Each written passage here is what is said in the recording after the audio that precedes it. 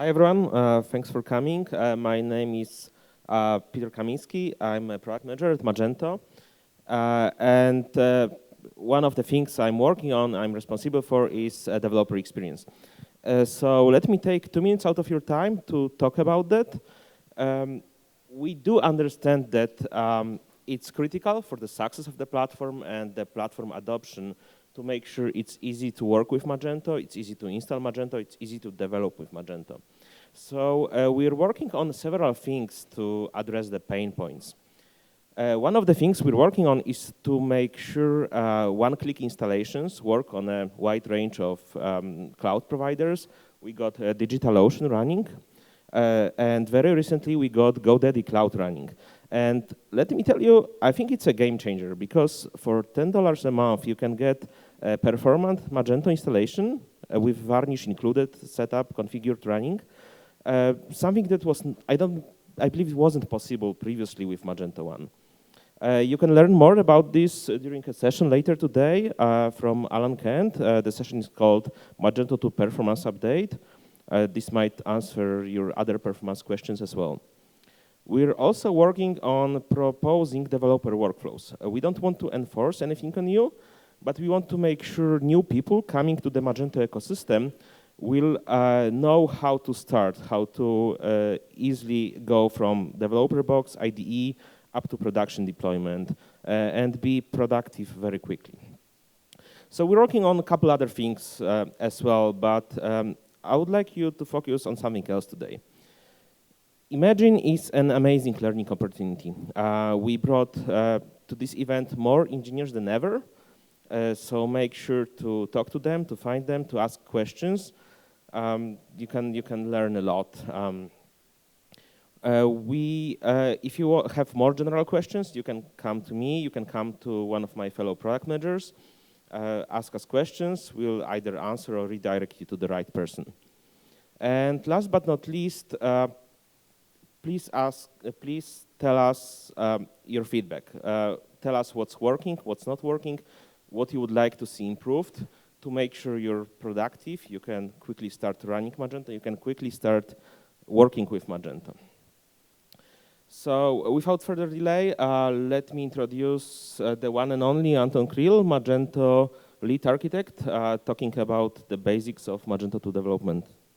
I will be telling you about the tools and the practices that will help you work and improve, make sure that you deployed Magento easily and in the best performant way. Okay. Actually, I think it's the first time in my life when the presentations run early, because usually they run late, and I have less time than it was promised to me. This time I have more time than it was promised, so I can calm down and speak slower. And okay, so first about the installation. Obviously, before you install Magento, you need the environment for application. And I will tell you about the minimal system requirements and additional tools and systems that you can use. So first, obviously, you will need database. We support MySQL version 5.6. It's an important thing to remember. Many people try to install Magento on earlier versions of MySQL. Obviously, it doesn't work. So they blame us for that. But that's not our fault. We just need to upgrade MySQL, right? Also, you will need PHP. We support 5.6, 5.7, and 702 plus. Also, you will need web server, obviously. We support Nginx and Apache web servers. It doesn't mean you can install Magento without the servers. We just support these two servers officially. And this is a minimum set of requirements. That's all you need to install Magento. On top of that, you can do installation. But if you want to make sure that your application works faster, you can use other tools like Varnish Cache. That was a big news some time ago. Magento 2 supports Varnish from the box. You don't have to install any extensions. And the huge benefit is that all the extensions that are written for Magento 2, they're written for Varnish because otherwise Magento code is prepared for Varnish. And if you implement Magento 2 APIs correctly and approaches, use recommended Magento 2 approaches, your code is ready for Varnish caching. For those of you who don't know, Varnish is an edge caching server.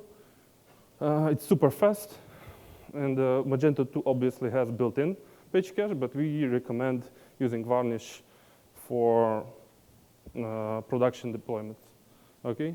Also, if you want to make sure that your cache and session storage are as fast as possible, you can use Redis or memcached. In Enterprise Edition, we also support RabbitMQ for asynchronous job processing. If you want to unload your main machine and process and do some expensive jobs asynchronously, you can use RabbitMQ. Also in Enterprise Edition, we support for enhanced search. We support Solr and Elasticsearch. I think it's an announcement. In 2.1, we will have support for Elasticsearch. So again, requirements are only MySQL, PHP, and web server, right? All other systems, they are optional for improved performance or improved features. Okay, so now you have installed environment. You will need to get Magento from somewhere. There was a question about different deployment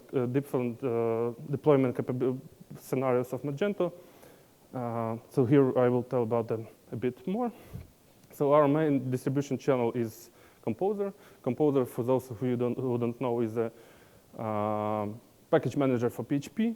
It allows PHP developers, and we are PHP developers obviously, to split their code base to small independent chunks that are versioned and shipped separately. And it allows for PHP code consumers to build projects from many small dependencies, right? And it manages upgrades and version management for a developer. So it's a trendy thing. Everyone uses it now.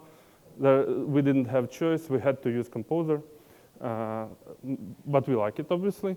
Many people like it. For some people, it's more complicated. For example, if you are just a merchant who doesn't care about those PHP developers and doesn't care about Composer and never heard about Composer and doesn't want to read Composer documentation, we also support the old format, zip archive. This is basically, we've installed Magento with Composer and archived and packed it to zip archive. And you can download that zip archive from our website. It's pretty big because it has all of the dependencies, but you will not have to care about installation of Composer, reading Composer documentation, who needs that thing, right? And yeah, so with installing through zip archive, you will avoid whole class of problems of installation and deployment of Magento 2, but you will not get some of the benefits of Composer, like dependency management, convenient dependency management, upgrades, and stuff like that. So if you're a developer or system integrator, we recommend to use Composer. If you just want to try out Magento, just download zip archive. And there is third distribution channel, GitHub. It's for developers who want to contribute to Magento 2 project. So we have app code folder, right, where we put all our code. Well, in Magento 2, not all our code. If you can install Magento using Composer, our Magento modules will be downloaded and put into vendor directory, not into app code directory, right? So app code folder is for the code that is part of the project you develop. So if you develop your extension, only your extension should be in app code folder. All Magento modules are a dependency for your project, so obviously they go to vendor folder. But if you want to contribute to Magento 2, you download, you clone our repository from GitHub, you get all our modules in app code folder. So that's the difference between Composer and GitHub, okay? But so if you participate in our in development of our applications, if you want your name to be written down in Git history of Magento 2, you can clone, fix some bugs, do some improvements, and fire a pull request. And you should use GitHub for that. Okay, now that you downloaded Magento, you have to install it. We have console installer. It's a simple tool that I think first 2 times or first 5 times or first 20 times when you install Magento, you will use web setup wizard, but then you will fall back to console installer because it's the fastest way of installing Magento, just console command that accepts all the arguments and installs applications, right? Super convenient, super cool. You just save that command with all arguments and put that command to console and it will install application. For those who don't want to, who do installation first time, we have web setup wizard. Well, it's a pretty convenient UI, wizard-like UI that allows you to input all the installation arguments step by step. Okay. So now, after you install your application, the question: how do you know that your application is installed? Obviously, you will have database installed, right? But second, but then the main thing that happens when you install application, 2 files are created in app etc folder: config.php and env.php. These are important files. Config.php contains a list of modules installed and enabled on your application, right? And env.php contains a list of installation variables. So here, all the installation variables that you specify during installation will be stored, like backend pass or admin pass, database credentials or encryption key. So you can modify them to modify behavior of your application. These are important files for you. If they are present, your application is installed. Okay, so next thing. I think first thing that you will encounter when you install the application and try to click it a couple times will be, when you start development, you will encounter command line, Magento command line. Finally, Magento 2 is shipped with command line tool, built-in command line tool.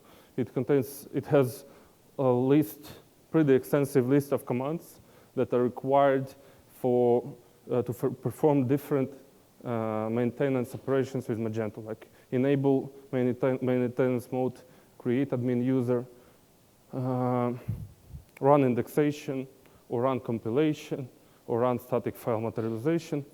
I will talk about it later. One more important thing for you to know is that this Magento command line was created with customizability in mind. So if you have some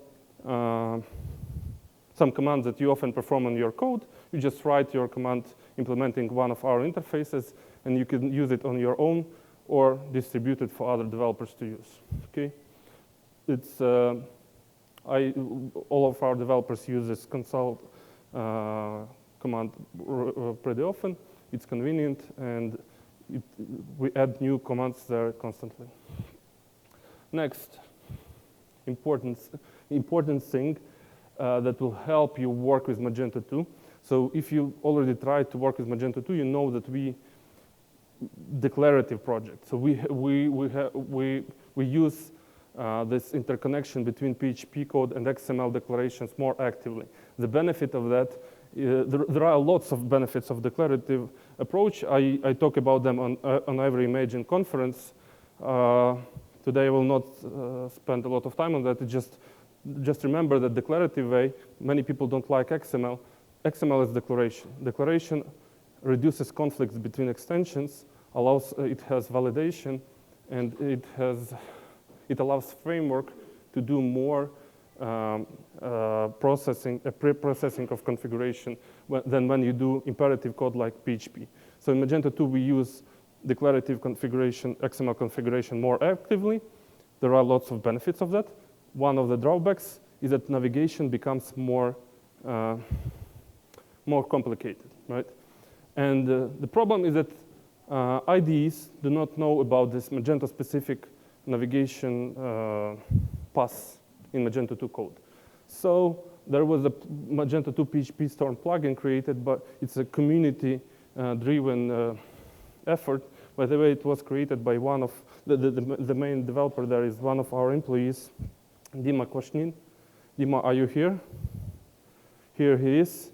You can thank him when you try his plugin.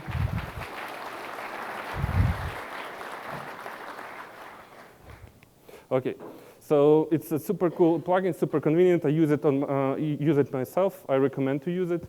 What it does, it provides auto-completion for XML files, navigation between XML files and PHP files. If you have a class, you can navigate to its declaration in XML, the dependency injection configuration. You can see what plugins are declared for that class. Except for that, it has Magento 2 specific PHP code inspections. In Magento 2, you should not, when you write your extension, you should not use code that is not marked with @API annotation. @API is our way of saying that this class is public. We promise backwards compatibility for that class, right? And if you use the class that does not have this annotation, it means that in one of the consequent releases, that class can be removed or modified, and your extension will be broken. We do not promise backwards compatibility for non-API classes. And this plugin will help you to highlight all the classes that you use that are not marked as @API. Okay. One more thing, Object Manager usage. Just remember that you should never use Object Manager directly. For those who know what Object Manager is, it's important information. For those who don't know, whenever you see Magento 2 Object Manager usage, direct Object Manager usage in codebase, just know that it's bad usage. So this plugin will help you spot such usages. And as I said, it also has code helpers, navigation from PHP code to XML declaration. So I recommend installing it. There was a link, I hope, on the page where you can find it, but you can just install it from PHP Storm, just a standard plugin. The next important concept you have to understand about Magento 2 is application modes, right? I come to hackathons from time to time. I did not attend this Imagines hackathon, but a couple hackathons I've been to before, people did not understand what applications mode are. They were developing in wrong mode, and they had problems with it. So you have to understand Magento 2 has 3 modes: the default mode, developer mode, and production mode. Default mode is just a mode we have that allows to install Magento and have it working without running any additional tools. It's for low-end installations of Magento. But we recommend using either developer mode or production mode. Developer mode is for developers, obviously, right? And production mode is for production. So just make sure that when you start active development with Magento 2, you will switch to developer mode. Reasons I will explain. First, error output. We do not want to output errors to potential attacker in in browser, right?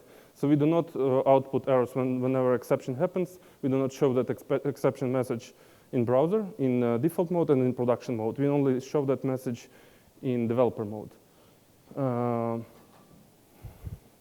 Automatic code generation. By the way, I'm talking a lot about Magento 2 concepts. Who tried Magento 2 already? Wow. So, yeah. Okay, so most of you then understand what I'm talking about. We use automatic code generation actively. Automatic code generation is really useful for us, but the problem is that it's pretty slow and it's less secure to have code generation in production. So again, for default mode, we support automatic code generation. Like code generation is transparent for developer. Whenever you request some class, some infrastructure class like factory or proxy, you don't have to care if it exists or not. On first run, Magento will generate it for you. So we support it in developer and default mode. We don't want that auto generation on demand in production mode, so we don't support it in production mode. We have pre-compilation command that will do generation in advance, and you will be able to make generation folder not writable. Yeah, so we don't support automatic code generation in production mode. Next, class definitions. Again, Magento 2 is way more declarative project than Magento 1. Unlike in Magento 1, we use static code analysis actively. For static code analysis, we use reflection. Reflection is pretty slow. We don't want it in production. So again, in default and developer mode, we use reflection-based static code analysis. For production, we have compilation tool that does static code analysis, that collects code metadata in advance and stores it in a fast format.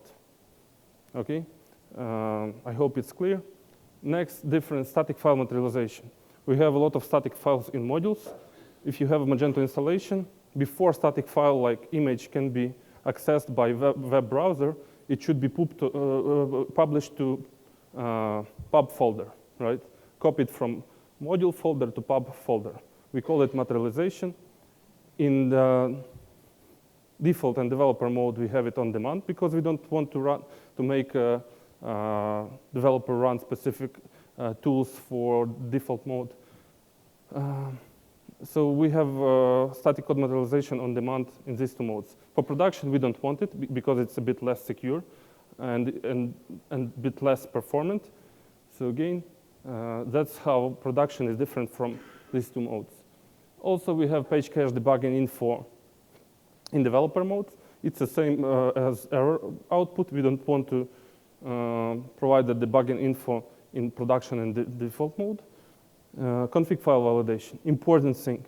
You will not get it in production mode on default mode. This is important, huge thing, huge improvement of developer experience in Magento 2. XML file validation. If you did a mistake in your XML configuration in Magento 1, you just didn't get any error, right? Pretty often. In Magento 2, you will get error, but if you're in developer mode. And automatic SIM registration, again, only happens in default and developer mode. Just if this is all boring information, just remember that if you do active development, put Magento to developer mode. When you publish to production, put Magento to production mode. And you can refer to the slide for more information. Code generation. Often people don't understand why we use it. The main benefit is type safety. When you build a language or a framework, you have to choose between the number of code that your developers will have to write and type safety of that code. If you want type safe code for some languages like PHP, you will need more verbose code. Your developers will have to write more code. If you want shorter code, you will have less type safety. In Magento 2, we decided to have both. We wanted to have type safe code, and we didn't want to force our developers, extension developers, to write a lot of boilerplate code, right? Like factories, proxies, interceptors. So factories we use directly for type safety. For all the clients of factory, know which specific instance or type will be returned from that factory. If we had generic factory, one factory for all classes, we wouldn't have that type safety, right? So we generate a factory for every class. That's how we achieve type safety, and developers don't have to care about that. Factories are just generated for them. Proxies, we use them for lazy loading, again, object-oriented, super elegant way of doing lazy loading. In Magento 2, I think Magento 2 was the first project who started to use proxies for lazy loading, and then others like Symfony 2 and Zen Framework copied this approach. We also use interceptors for our plugins feature. It's an infrastructure class. You will never encounter it in the code base. It just generated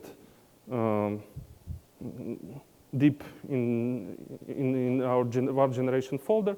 Important thing about all these infrastructure classes and code generation is that all generated code is put to var generation folder. And whenever you change any method signature, when you do development on Magento 2, and when you read a class, you run Magento, some infrastructure classes might have been generated for that class. So if you change a signature and something doesn't work, just drop generation folder, and Magento will generate those classes. That is one thing developers have to understand for now. In future, we will figure something out how we can make it more transparent for you guys. But for now, just remember to drop our generation folder whenever you change some signature. Okay? Hope the reason is understood. Next, compilation. As I said, compilation is basically static code analysis. We collect code metadata in advance for production mode because we don't want to collect it in runtime on demand in production mode. So we have compiler tool. It's a compiler command in our console. What it does, I hope you guys are interested on what compiler does because I have a list of bullet points that explain what. Okay, so first it collects all constructor signatures and they're using reflection. It reads what arguments and of what types every class in Magento codebase asks for, right? Why we do that? We don't want you guys to go in XML configuration and declare it again in the IXML. So whenever you've written class, we already collect that metadata. We do processing for you. Our framework reads your code, right? So that's what happens in compilation. Whenever you prepare an application for production, you run compiler, it reads metadata, caches it, and then uses it in production. So except for constructor signatures, we also collect information about class inheritance, right? Why we need that information? For features that is pretty unique for Magento 2 framework, especially dependency injection and interception framework, that I think you don't get in other PHP frameworks is configuration inheritance. Maybe they already copied that, but last time I checked, they didn't have that. So if you have a plugin declared for an interface, all implementations of that interface will get that plugin. If you have an argument configured for some class, all children of that class will get that plugin, okay? So for that, we collect information about class inheritance. When we collected this metadata, so we have metadata provided in PHP code. We have configuration in the i.xml files. What we do, we merge them, right? So that's what I meant when I said that we use interconnection of XML and PHP code. We collect metadata from PHP and XML code. When we have signatures, constructor signatures configuration, we collect information about plugins. We inherit information about plugins, as I said. And what we do next? We generate code, optimize it, interceptors and factories and proxies. By the way, there is a small difference between interceptor classes that are generated on demand in Magento in developer mode or default mode and interceptor classes that are generated using compiler. Just remember that it's always recommended, even if you did active development and you have a lot of code generated during development, when you do publication to production, it's better to regenerate the code because Magento will generate optimized interceptor classes. They will not have extra code that is not required, okay? Just remember that. So it merges all this configuration, all this metadata, optimizes it, and puts it to a file that is read in production mode for every request run. Okay. Important thing about the compilation: it takes some time, but again, it is only required for production, which does not mean that it should be run on production servers. There might be different deployment scenarios. We do not recommend to run it on production servers. We recommend to run compilation on your staging environment and just push to production. Okay, but there will be more information about deployment workflows in documentation and our blogs, balance blogs. Okay, so next, less pre-processing. Who did front-end development here in the audience? Okay, about 25–30% people. So if you did the front-end development, you know that CSS is limited, right? Is it correct? I never did active front-end development, but I know that CSS is limited. CSS is limited in in terms of code reuse and code grouping. So it's so limited that people started to build their own project, their own formats that improve CSS in this area. So less is one of these formats that is built on top of CSS that improves developer experience, code reuse, and modularity of code. And in Magento 2, we leverage that. We use less to store, we write our CSS declarations in less format. There are a lot of benefits of less. One drawback is that you have to process less to CSS before browser can interpret it. So we have built-in PHP interpreter, a PHP less preprocessor. If you don't care about front-end development, you just use it, which means you do nothing about less preprocessing. If you do active front-end development, you will want to use more advanced less preprocessing. We have client-side less preprocessing and Grunt or Gulp based less preprocessing. It turns out most front-end developers use or like Grunt and Gulp, so we recommend it if you do active front-end development, active CSS development, just use these tools. Grunt is described in our public documentation. For Gulp, there are public tools like Snowdog front-end apps. Alan described Gulp process on his blog. So there is a lot of information how you can use it. Just remember to use them. That we support these tools for active front-end development. If you try to do active front-end development in the default mode, it will be pretty painful for you. Just remember that. Okay, we've released Magento 2. We started to get some feedback. Some of that feedback was that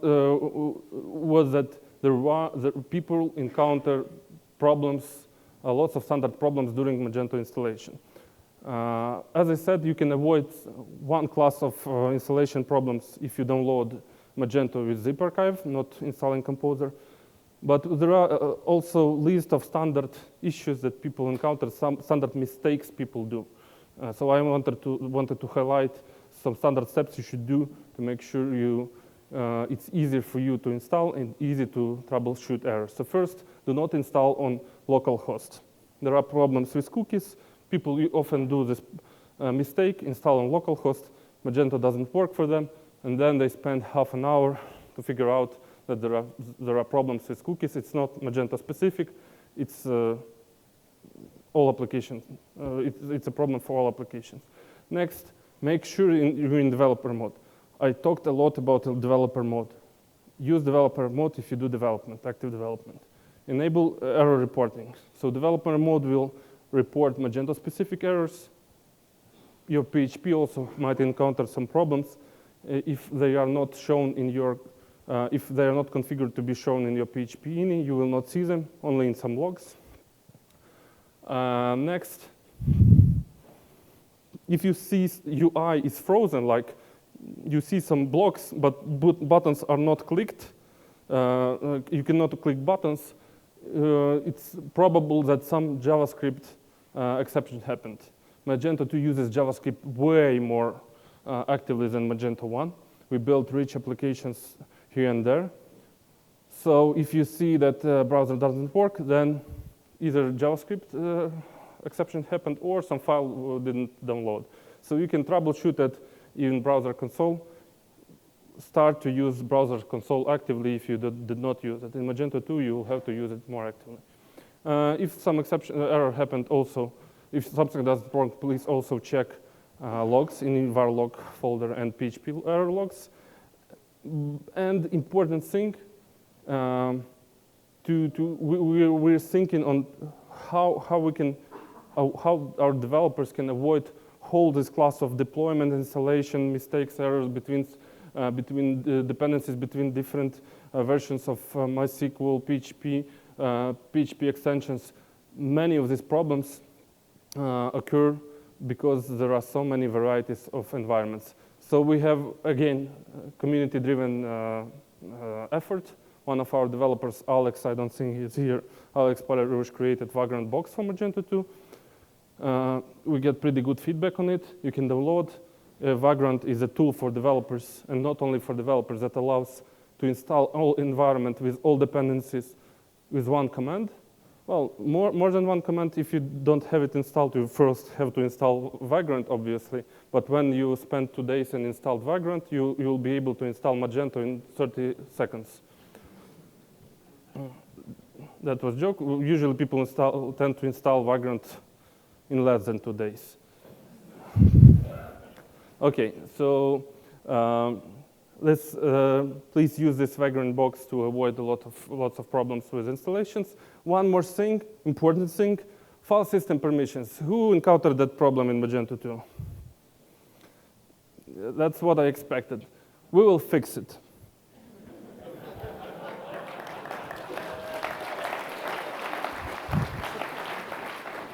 Yeah. To be serious, so we will fix it in 2.1. Solution. We already have a solution, but it's being tested and discussed. For now, just know that we will not encounter these file system permission problems anymore. Okay.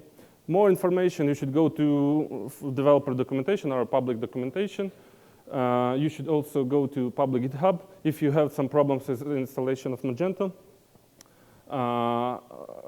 You should go to GitHub. There are chances that someone else encountered that problem before, and that's described in some issue, and there is discussion, and probably there's a solution there. Also, there is community-driven, community Magento forums. Again, lots of discussions there, and community-driven Magento Stack Exchange. Important source is Alan Kent's blog, as I said. Alan publishes a lot of articles where he describes reasons behind some of our decisions. And he also describes some of the strategies that we propose to get some feedback on those strategies or future solutions. Also, Alan published 2 ebooks on Magento 2. I recommend checking them out. They have a lot of interesting information.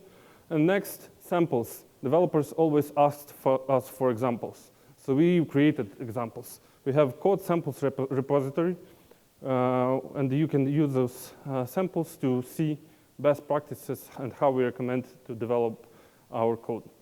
So as you can see, we have lots of tools, lots of practices prepared for developers to make their life easier. Sometimes they do, sometimes they not. We're constantly improving, constantly discussing new solutions.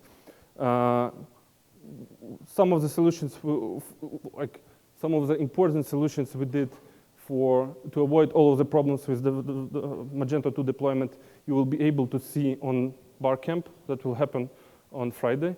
There will be sessions. One of them will be about usage of Varnish or Vagrant with Magento 2. I recommend attending developer Barcamp sessions. Yeah, I think that's it. Just remember that we are constantly improving, and if there is a problem, it will be fixed in next release of Magento.